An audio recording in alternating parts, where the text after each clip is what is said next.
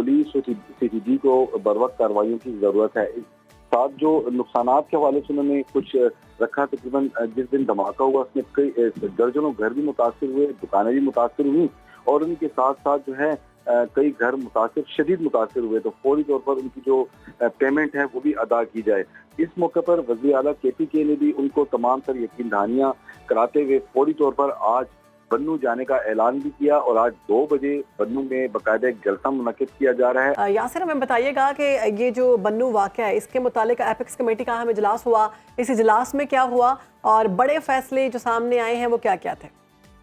जी देखें, ये apex committee का जो इजलास था तकरीबन 2 घंटे तक जारी रहा और इसमें 16 निकाती एजेंडा था जो बन्नू उमायदीन और जरगा के अरकान ने सामने रखा था और 16 के 16 जो इनके मुतालबात थे वो मंजूर कर लिए गए हैं। उसमें जो सबसे ज्यादा मुतालबा था वो यही था कि जो पुलिस की नफरी है उसको बढ़ाया जाए, पुलिस के नाकों को भी बढ़ाया जाए और साथ साथ जो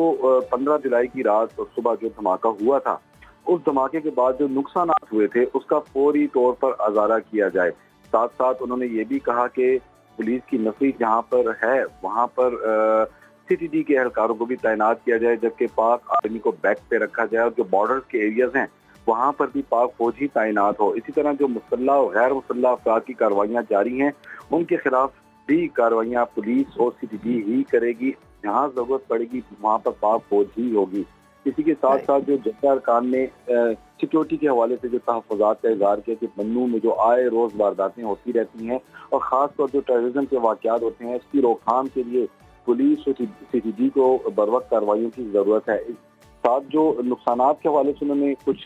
रखा, तकरीबन जिस दिन धमाका हुआ उसमें कई दर्जनों घर भी मुतासर हुए, दुकानें भी मुतासर हुई और उनके साथ साथ जो है कई घर